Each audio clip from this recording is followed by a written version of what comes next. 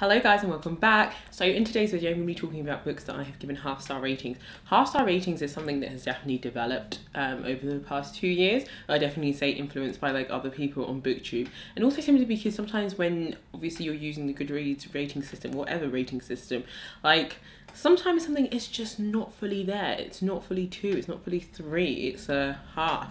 And obviously I don't know about you, but I don't know why some people struggle with this, but obviously if something is a 3.5, you give it 4 stars because you round up. Like, that is how we're taught in maths. So I always round up my books at a half-star ratings.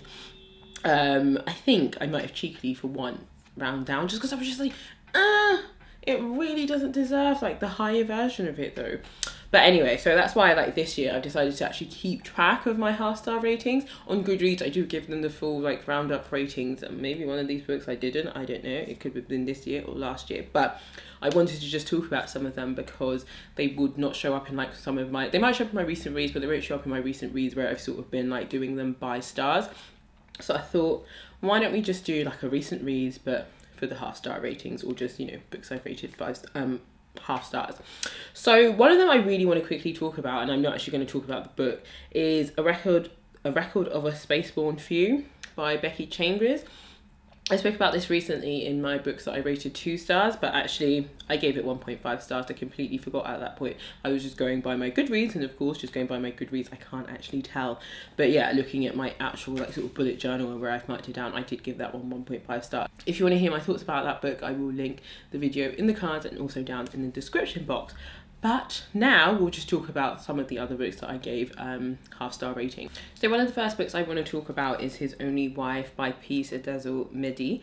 I read this earlier this year, so like at the beginning of this year in January. This was a NetGalley arc. I think the book published, well, I don't know when the book published. It says here. No, so yeah, the edition that I'm seeing here is for the American version. In the UK, I'm sure it didn't publish until this year. So I gave this 2 stars on Goodreads, but in reality it's 1.5 stars for me. I had so many issues with this book. Like the one thing I will definitely give the book is it was very pleasantly written and it was very easy to get through. I think sometimes, you know, some books can be very dense, or they can just do things and you're just like, why have you done it this way? It was perfectly easy to flow through this book. The author's writing style is excellent. Like, depending on what her next book is about, like I don't think I would hesitate to pick it up.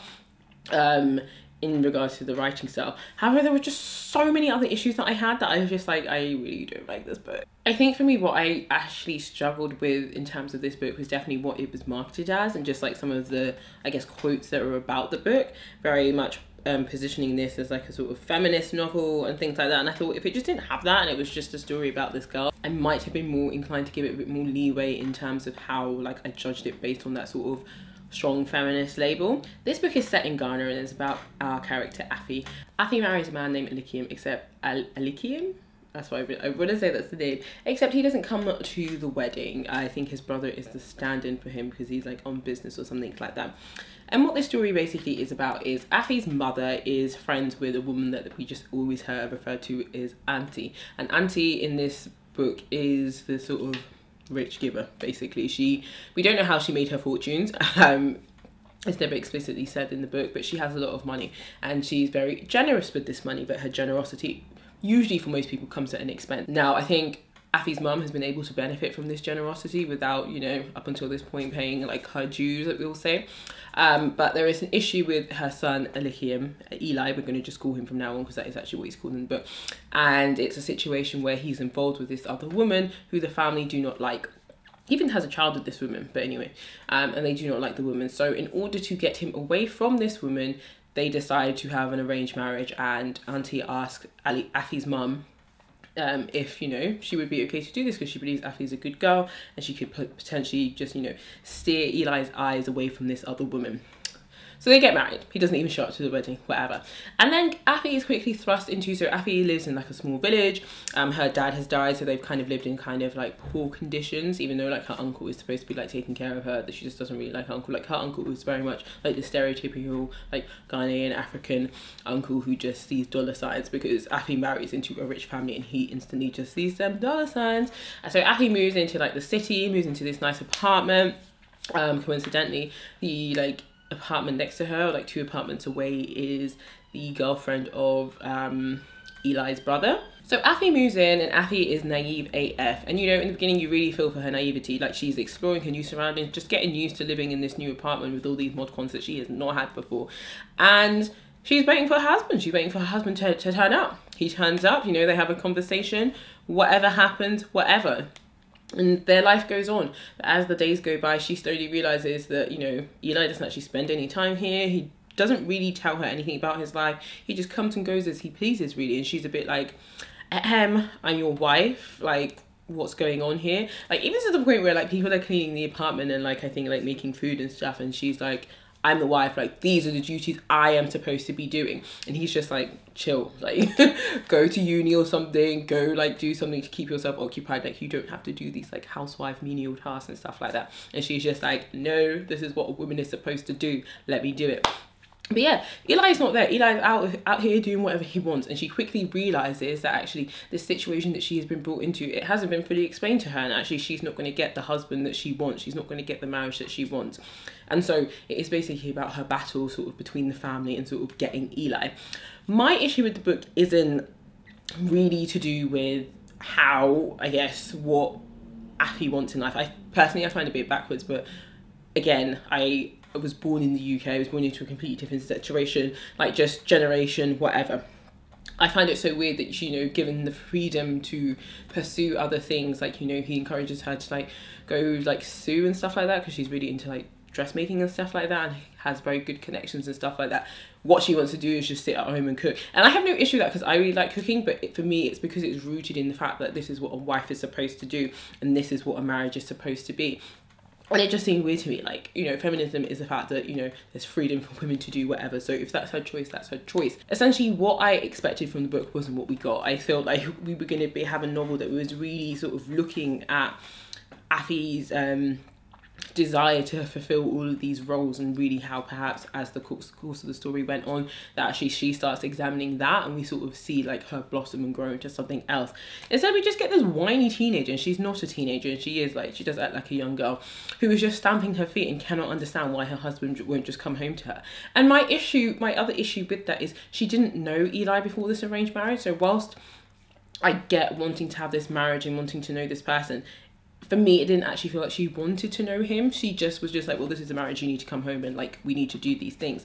I felt like she was exploited quite heavily by Eli, by the family, but that was never really discussed. That was just sort of, like, not even thought of by her, like, what was happening to her. And I just felt like, had she even taken the time to get to know Eli, I don't think she would have liked his personality. Like, the things he was doing to her, I'm just like, girl, this is not, enjoy the money and perhaps, like, just have it as it is. Even I wouldn't take that, but, you know, for her. And I just thought there were so many levels to this book. There was also the aspect of, like, class and money that were added into this book that I thought were just never discussed, and so many things that had much more interesting outcomes to be sort of discussed and had, and it just never came to fruition. And, you know, you actually meet the other woman, like, you briefly sort of meet her as well, and you uncover the story there, and even that part is dull and boring, and you're just kind of like, okay, so everything we know has sort of been a lie, basically. Honestly, I couldn't really piece together the story and why it existed and why I read it. I just felt like we came full circle. I mean, Afi does, I wouldn't say she grows as a character. If she's in X position at the beginning of the book, she is now in Y position. That is fair to say, that she has transcended class and other things have happened in her life. But I don't feel like as a character there was any personal growth from a situation in which there was so much growth to be had. And yeah, so I just didn't really understand the whole premise of it. Afi felt like a spoiled child, and there was just so much that could have been like sort of explored in this book, and it definitely wasn't. I did not realise I spoke about that book for so long. Another book I'm actually going to speak about is The Gilded One by Namina Fauna. I actually gave this 4.5 stars, and I have already spoken about this book in a video where it's just like 5 books you should read. I haven't actually discussed it in any video where I talk about like 5-star reads, but yeah, like I said, I'm not gonna go into it because I would just encourage you to watch that video. But that was one that didn't fully meet the 5-star marks, and that is for reasons that I do discuss in that video. But again, a book that just nearly got there. But of course I had to include it in this video because it is a half rating. So the next book we're going to talk about is What Lies Between Us by John Mars. So John Mars wrote The One, which was a book, but I never read the book. But then I watched the TV series, and then like I was just in the mood at the beginning of this year to read a lot of thrillers. So I was reading quite a lot of thrillers, and this was one of them. Oh my god, this book was so freaking irritating. I just cannot deal. So obviously I gave it 2 stars on Goodreads, but oh my god. So this book is about 2 characters, Maggie and Nina. It says they say every house has its secrets, and the house that Maggie and Nina have shared for so long is no different, except that these secrets are not buried in the past. Every other night, Maggie and Nina have dinner together. When they are finished, Nina helps Maggie back to her room in the attic and into the heavy chains that keep her there, because Maggie has done things to Nina that can't ever be forgiven, and now she's paying the price. Child, when you read this book, there are just things happening that you're just like, this is mad, this is mad, this is mad, this is mad. And, you know, it is kind of wild and out there, but I can get a little bit on board with it because, you know, he's placed these characters in good professions, and, you know, you have a teenage daughter and you have someone who works in like she's a receptionist, I think, at a doctor's practice. So I can believe some of the medical aspect things that happen there. You know, initially when I was reading this book, I was like, this is great. It was going through all the motions of bringing out little things that thrill you and just building up that suspense and just things happening at so many different times. And you're really getting to know how these characters came to be in the positions that they're in. And then it just got to a point where I was just like, this doesn't make any sense.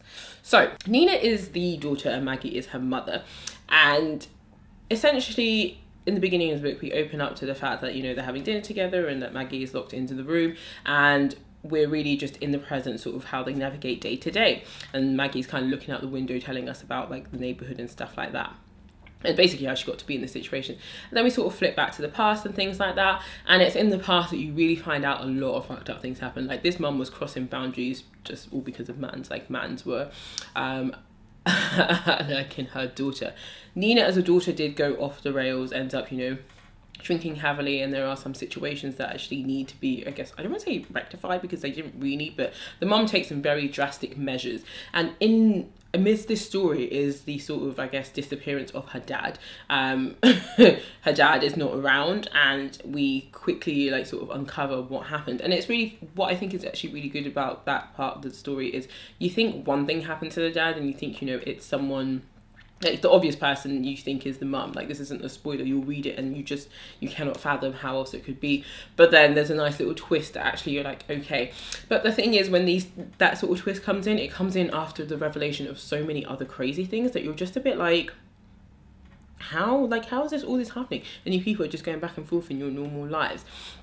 But I could get on board with all the sort of craziness. Like there's a lot of craziness with like drugging people, and it's all a bit wild. Like there's murders in here, and it's just wild. Like it really is a wild ride, and I enjoyed the sort of wildness of it. It was exciting. However, I think for me, why this ended up being 1.5 stars was when it comes to sort of drawing this book all together, and sort of the reasons that, you know, Maggie is the mother and she says that, you know, she's done these things for a reason. I couldn't get on board with the result because it didn't make sense to me that our character Maggie would just never say anything.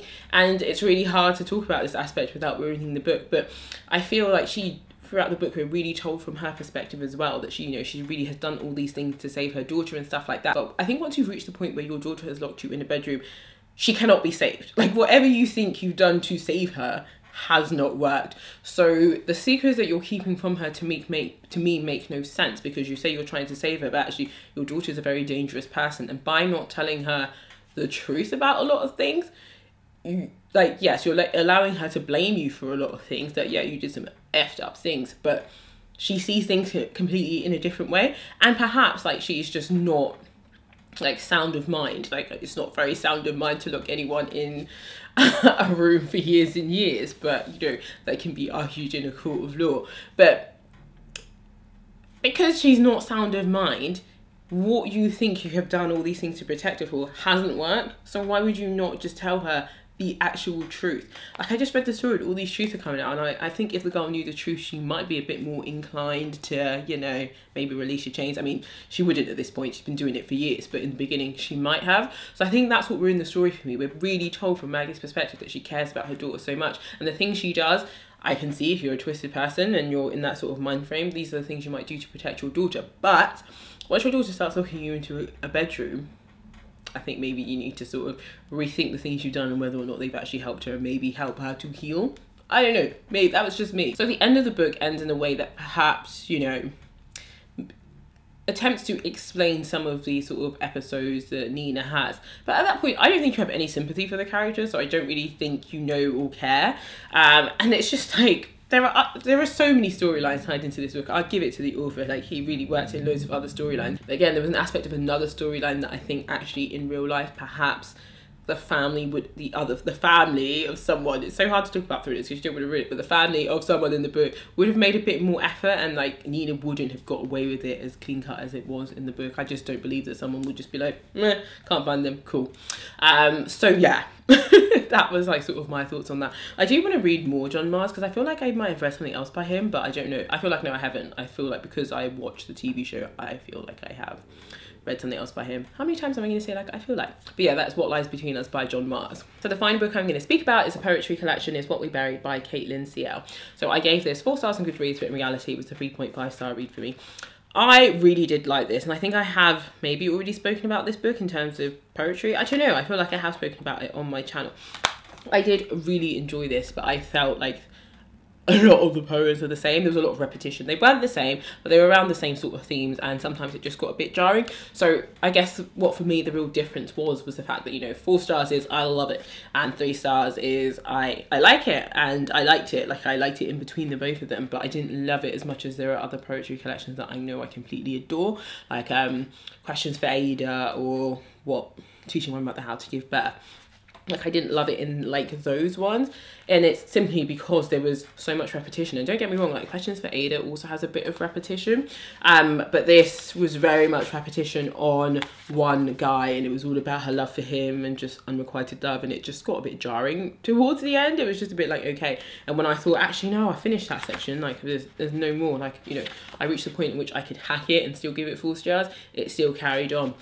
But I think Caitlin CL is a wonderful writer. Like, I'm just quite surprised. I think this is self-published, and I'm so surprised because if I compare her work to some other sort of published authors, I'm like, her work is just as good as theirs. So I'm really surprised that like she's not signed up with a traditional publisher and getting her books published that way, but perhaps she just chose to self-publish and has no interest in traditional publishing. But I just think her work is excellent.